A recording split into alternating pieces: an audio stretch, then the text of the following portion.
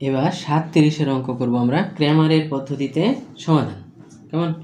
তো ক্র্যামারের পদ্ধতিতে সমাধান করলে নির্ণায়ক পদ্ধতিতে সমাধান করতে হয়। কেমন? তো নির্ণায়ক কিভাবে করতে হয়? এই যে এক্স ওয়াই জেড এদের সহগ দ্বারা একটা নির্ণায়ক বানাইতে হয়, সেটার আমরা বলি শুধু ডেল। কেমন? তাহলে ডেল ইকুয়াল টু হচ্ছে 1 মাইনাস 1 1। কেমন? 2 ওয়াই এর সহগ যেহেতু ছিল না, তার মানে 0 1। কেমন? আর 1 2 মাইনাস 3। ওকে, এটা হলো ডেল। এখন এইটারে আমরা বিস্তার করে ভাঙাই ফেলবো। ওকে, তাহলে 1 বরাবর ভাঙাইলে বলেন এটা হয়ে যাবে 0 মাইনাস 2। এর জন্য কিন্তু আমাদের একটা মাইনাস ওই যে সহগুণকের থাকে, তাহলে অলরেডি মাইনাস আছে, মাইনাস মাইনাসে প্লাস হবে। কেমন? বুঝে গেল? ওকে, তাহলে এটা হলো -6 -1। ওকে, আর এই 1 বরাবর ভাঙাইলে এর সহগুণকের চিহ্ন কিন্তু প্লাস, তাই না? যে প্লাস মাইনাস প্লাস, তার জন্যে 4 - 0। কেমন? তাহলে এখান থেকে আমরা পাবো -2 -7 + 4 = -5। ওকে, তাহলে আমরা ডেলের মান পাই ফেলাইছি। এরপরে ডেল এক্স বলা হয় ওই যে প্রথম সারি মানে কলামটাকে ধ্রুবক দ্বারা প্রতিস্থাপন করতে হয়। তাহলে প্রথম কলামটা ধ্রুবক কিন্তু ডান পাশে থাকতে হবে। কেমন? তাহলে 2 5 - 4 অবস্থায় যা চিহ্ন আছে দিলাম। এরপরে বাকিগুলো সেম থাকবে, 1 0 2 1 1 -3। কেমন? এখন বলেন এইটার মান ভাঙাই ফেলবো আমরা। 2 0 - 2 মাইনাস মাইনাসে +1। কেমন? -15 +4। ওকে, +1 বরাবর করলে 10 + 4। ওকে, তাহলে এইখান থেকে আমরা কি পাই দেখেন, এখানে তো আসলে 0 হবে, তাই না? তো এটাও আসলো -5। তাহলে এবার আমরা ডেল ওয়াই বের করব। তাহলে কি করতে হবে? দ্বিতীয়, এই যে ডেলের দ্বিতীয় কলামকে ধ্রুবক দ্বারা প্রতিস্থাপন করতে হবে। কেমন? তাহলে 1 2 1 প্রথম কলাম ঠিক রইল, দ্বিতীয় কলামের জায়গায় আমরা লিখব 2 5 -4 এবং তৃতীয় কলাম ঠিকই থাকবে 1 1 -3। কেমন? তাহলে এইখানেও আমরা ভাঙাই ফেলি। 1 বরাবর হলো -15 +4। ওকে, এটা -2, রাইট? তাহলে তার সাথে হলো -6 -1।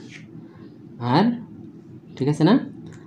+1 বরাবর ভাঙাইলে -8 -5। ওকে, তাহলে এইখান থেকে আমরা ফাইনালি পাবো -10। ওকে, আর ডেল জেড এর জন্য আমরা তৃতীয় কলামটাকে প্রতিস্থাপন করব হলো ধ্রুবক দ্বারা। তাহলে -1 0 2 এটা ঠিক থাকবে, তৃতীয় কলামের জায়গায় 2 5 -4 আসবে। কেমন?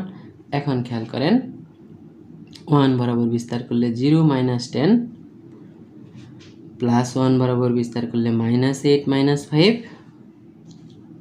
+2 বরাবর করলে 4 -0। কেমন? তাহলে এইখান থেকে আমরা ফাইনালি পাবো -15 এরকম একটা কিছু। এখন দেখেন del del X del Y del Z পাওয়া হয়ে গেল। এখন যখন আমরা এক্স এর মান বের করি তখন সূত্রটা হলো ডেল এক্স বাই ডেল, অর্থাৎ এক্স এর জন্য যে নির্ণায়ক হয়েছিল তার মান বাই আমাদের মূল নির্ণায়কটার মান, তাই না? এটা হলো উত্তর 1। ওয়াই যখন বের করব তখন ডেল ওয়াই বাই ওয়াই, তাহলে -10 -5 তার মানে 2। আর জেড যখন বের করব তখন ডেল জেড বাই জেড। তাহলে এই পদ্ধতিতে কাজ করলে নির্ণায়ক বানাইয়া তারই বলে ক্র্যামারের পদ্ধতি। কেমন? তাহলে নির্ণয় সমাধান। ওকে, তাহলে 1 2 3। ঠিক আছে, তাহলে এই হলো আমাদের উত্তর। তাহলে সমাধানের অন্যগুলো আমরা একই স্টাইলে করতে পারবো। যেমন 37 পরের দিকে আর কোনো অঙ্ক করার আমাদের দরকার নেই। ওকে, তার আগের দিকে আমরা একটু এখন পয়রা দেখব যে কোন অঙ্কগুলা আরো করার দরকার। কেমন? তার আগে 30-এ 2টা অঙ্ক আছে, একটু করে নিই আমরা। 30-এর 1 বলছে যে আলফার মান কত হলে এত ম্যাট্রিক্স ব্যতিক্রমী হবে। তো আমরা জানি ব্যতিক্রমী ম্যাট্রিক্স বললে তার নির্ণায়কের মান 0। তাহলে আমরা এটারে নির্ণায়ক বানিয়ে ফেলাইলাম, আলফা + 4 8 2 আলফা - 2। কেমন? এই নির্ণায়কের মানটা কত হবে? 0। তাহলে আমরা আলফার মানটা বের করতে পারবো। এখন বলে এটা যেহেতু 2/2 মাত্রা, তাহলে কোনাকুনি গুণ করে দিলেই হবে alpha plus 4 into alpha minus 2। এইটা বিশ্ববিদ্যালয়ের খুব পছন্দের একটা অঙ্ক, কেমন? তাহলে এখন আমরা alpha square plus 4 alpha minus 2 alpha plus না মাইনাস 8, তাহলে ফাইনালি হয়ে যাবে -24, তাই না? আচ্ছা, সমাধান করে আমি আলফার মানটা বের করে দিই। হ্যাঁ, তাহলে দেখেন ফাইনালি আলফার দুইটা মান আসছে, একটা হলো 4 আর একটা -6, কেমন? তাহলে ব্যতিক্রমী ম্যাট্রিক্স বললে ওই ম্যাট্রিক্সের যে নির্ণায়ক তার মান 0 বসাইয়া মানটা বের করে দিতে হবে, কেমন? তাহলে এরকম অঙ্ক পরেরটাও আছে 30-2, এবং আগে আমরা এরকম একটা অঙ্ক দেখিয়েছিলাম 24 নম্বর, কেমন? কে এর মান কত হইলে এত একটি ব্যতিক্রমী বর্গ ম্যাট্রিক্স হবে, কেমন? তাহলে ওই 24 নম্বরও একই স্টাইলে করতে হবে। ওকে, তাহলে 24 সেম। ওকে, তাহলে আমরা মোটামুটি যা অঙ্ক লেখার লিখছি। এবার 36 নম্বরের দিকে একটু চাই, দেখেন কি কথা লেখা। নিচের বর্গ ম্যাট্রিক্সগুলির বিপরীত ম্যাট্রিক্স নির্ণয় করো। আমরা ব্যাখ্যা বিশ্লেষণ করার সময় কিন্তু একটা অঙ্কের পুরাটুকুর বিপরীত ম্যাট্রিক্স বের করছিলাম, মনে আছে? তাহলে ওই স্টাইলে এগুলা করতে হবে। ওই যে প্রত্যেকটার সহগুণক বের করতে হয়, সহগুণকগুলো দিয়ে একটা নির্ণায়ক বানাইতে হয়, মনে আছে? সেই নির্ণায়করে আবার, তাই না, ট্রান্সপোজ করতে হয়, যেটার অ্যাডজয়েন্ট বলছিলেন পরে, তাই না? অ্যাডজয়েন্ট ম্যাট্রিক্সটারে নির্ণায়কের মানটা দিয়া ভাগ করতে হয়, তাই না? তাহলে ওই স্টেপগুলো করে করে 36-এর কাজ করতে হবে। ওকে, তাহলে এইবার আমরা অঙ্কের একদম শুরু থেকে শেষ পর্যন্ত আরেক দফা দেখে নিব, কেমন? একদম শুরুতে চলে যান 1 নম্বর অঙ্কে। ওইখানে মান নির্ণয় করতে বলছে 1-এর 2 নাম্বারটা তো আমরা ওই যে, হ্যাঁ, এটা কিন্তু একটু বিশেষ অঙ্ক, মনে রাখতে হবে, আর বাকিগুলা করে ফেলা যাবে, কেমন?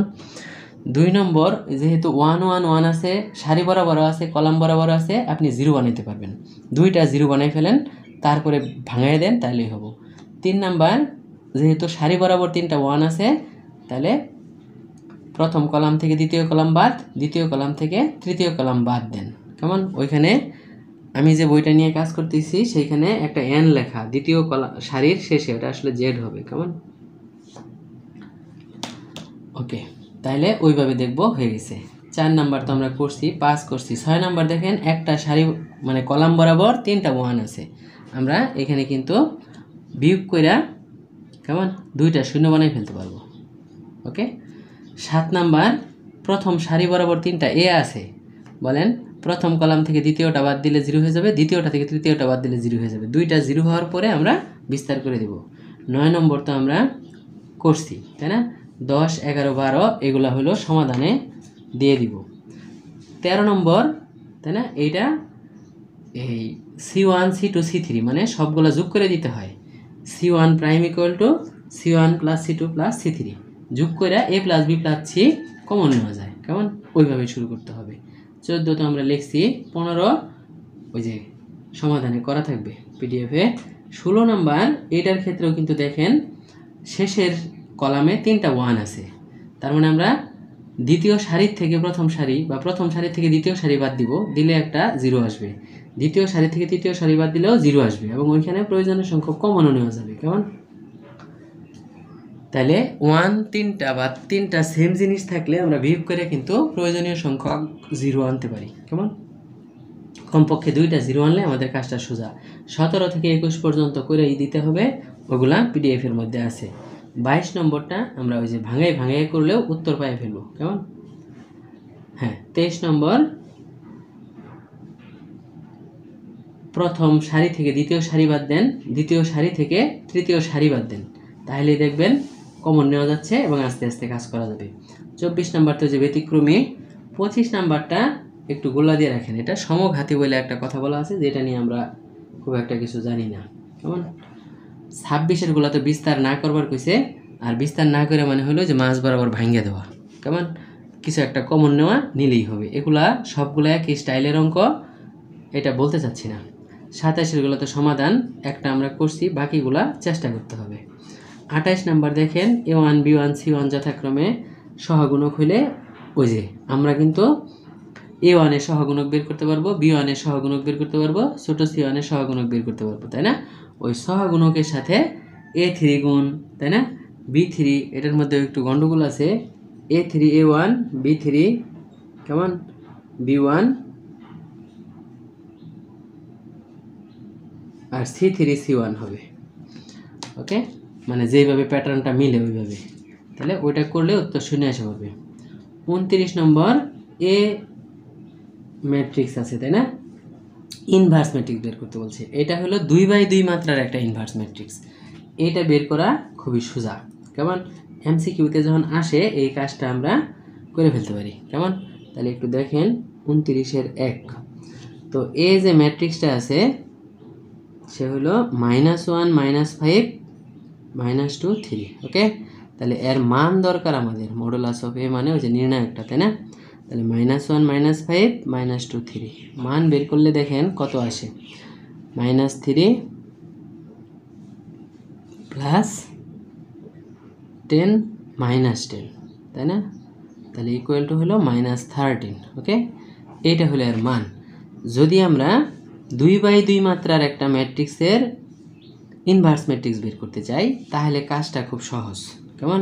তো একটু খেয়াল করেন, এ ইকুয়াল টু যদি এ বি সি ডি এরকম একটা ম্যাট্রিক্স থাকে তাহলে এর জন্য এ ইনভার্স ইকুয়াল টু এ এবং ডির স্থান পরিবর্তন, তাহলে ডি এ, বি এবং সির চিহ্ন পরিবর্তন, কেমন?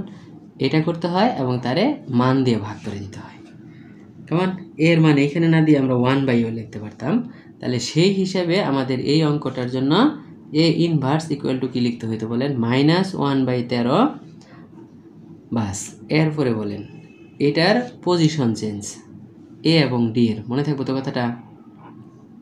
তাহলে 3 এখানে যাবে, -1 এখানে আসবে, আর এই দুইটার চিহ্ন চেঞ্জ 5 2। ওকে, এই হয়ে গেল উত্তর। এখন সেই ক্ষেত্রে আবার যদি এটা দিয়ে ভিতরে গুণ করে দেওয়া থাকে কোনো অসুবিধা নেই, আমরা করতে পারবো, এইভাবে রাখলেও হবে, কোনো সমস্যা নেই। তাহলে -3/13 যদি গুণ করে দেই, -5/13 -2/13 + 1/13। ওকে, তাহলে এইটাই হলো আমাদের যে প্রমাণ করতে বলছে সেটা। তার মানে 2/2 মাত্রার একটা ম্যাট্রিক্স হলে তার জন্য কিন্তু আমরা এমসিকিউর জন্য এটাও বিশ্ববিদ্যালয়ের খুবই পছন্দের একটা কাজ। 29-এর 2 নম্বরটা আমরা এইভাবে পেরে ফেলবো, কেমন? 30-এর 1 2 তো ব্যতিক্রমী ম্যাট্রিক্স আমরা পারছি, 31-ও, তাই না? দেখেন একটা টাস্ক কি, বিপরীত ম্যাট্রিক্স থেকে ম্যাট্রিক্স নির্ণয় করো। তাহলে এ ইনভার্স যা আছে তারে যদি আমরা আবার ইনভার্স করি তাহলে কিন্তু এ পায়ে ফেলবো, তাই না? বুঝা গেছে নাকি ব্যাপারটা? এ ইকুয়াল টু, তাহলে এ ইনভার্স যে আছে তারে আবার ইনভার্স ম্যাট্রিক্স করা লাগবে, তাহলে যে ম্যাট্রিক্সটা তার ইনভার্স ম্যাট্রিক্স করলে আমরা এ পায়ে যাব। 32 তো যে স্কোয়ার + 2a, 33 এ বি গুণ করবার করছে 34, তাই না? হ্যাঁ, এরকম কাজও আমরা মনে হয় করছি, তাই না? বি মানে ওই যে ওইটার ইনভার্স ম্যাট্রিক্স বের করলেই হবে।